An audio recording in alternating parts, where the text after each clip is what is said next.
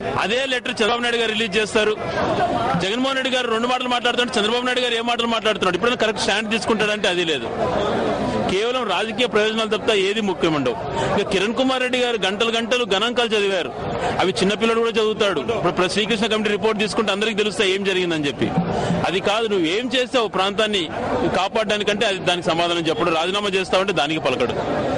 అదే రకంగా చంద్రబాబు నాయుడు గారు రాజకీయ డ్రామాలు ఆడుతున్నారు.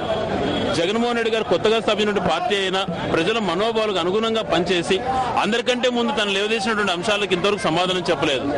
గతంలో ఇందిరాగాంధీ గారు చెప్పేవారు, 71లో బంగ్లాదేశ్ విడదీసినప్పుడు ఇవన్నీ కూడా అన్నప్పుడు మనకు విదేశీ అరాచక శక్తులు ఈ దేశాన్ని అల్లకల్లోలం సృష్టించే అవకాశాలు ఉన్నాయని చెప్పి. కానీ ఆ రోజు ఆ ఇందిరాగాంధీ గారు గమనించలేదు, తన కోడలే ఒక విదేశీ అరాచక శక్తి అని.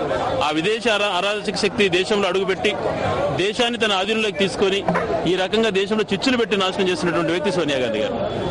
మేము ఈ రాష్ట్రాన్ని సమైక్యంగా ఉంచడానికి ముఖ్యంగా మా నాయకుడు జగన్మోహన్ రెడ్డి గారి ఉద్దేశం ఏదైతే ఉందో అందరికీ సమన్వయం చేయాలి, నదీ జలాల విషయంలో కానీ వెనుకబడిన ప్రాంతాల విషయంలో కానీ తనకు ఏదైతే ఆలోచన ఉందో అవన్నీ నెరవేర్చేంత వరకు నేను ఈరోజు మా మేయర్ రవీంద్రనాథ్ రెడ్డి గారు ఇద్దరు కూడా అమరనాథ్ చేపట్టడం జరిగింది. మా డిమాండ్స్ నెరవేర్చేంత వరకు మాకు శక్తింత వరకు పోరాడతామని ముందు చెప్పడం, అదే రకంగా ప్రజల కోసం మేము నిలబడతామని తెలియజేస్తున్నాం.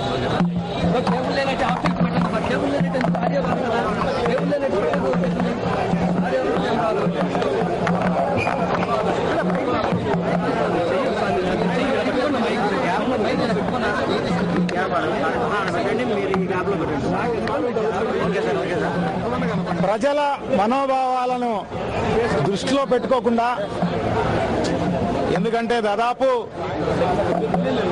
ఒక సీమాంధ్రలోనే కాదు తెలంగాణలో కూడా దాదాపు 40 నుంచి 50% ప్రజలందరూ కూడా సమైక్యాంధ్రాన్ని కోరుకుంటున్నారు. ఈరోజు అంటే దాదాపు 9.5 కోట్ల ప్రజల్లో 8.5 కోట్లు 9 కోట్ల మంది ప్రజలు ఈరోజు సమైక్యాంధ్రాన్ని కోరుకుంటున్నారు.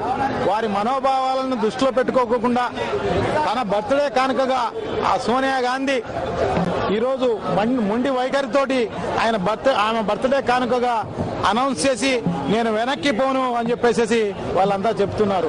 ఇదేనా కాంగ్రెస్ పార్టీకి సంబంధించిన విషయమా? ఇది కేంద్ర ప్రభుత్వం తేల్చాల్సిన విషయం.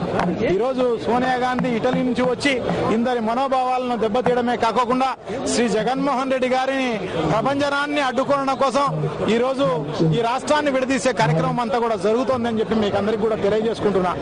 ఒక జగన్మోహన్ రెడ్డి గారిని ఒక ప్రాంతానికి మాత్రమే లిమిట్ చేయాలి అన్న ఉద్దేశంతో ఈరోజు సోనియా గాంధీ ఇటువంటి కార్యక్రమాలన్నీ కూడా చేస్తోంది అని చెప్పేసి తెలియజేసుకుంటున్నా. సో ఈరోజు ఒక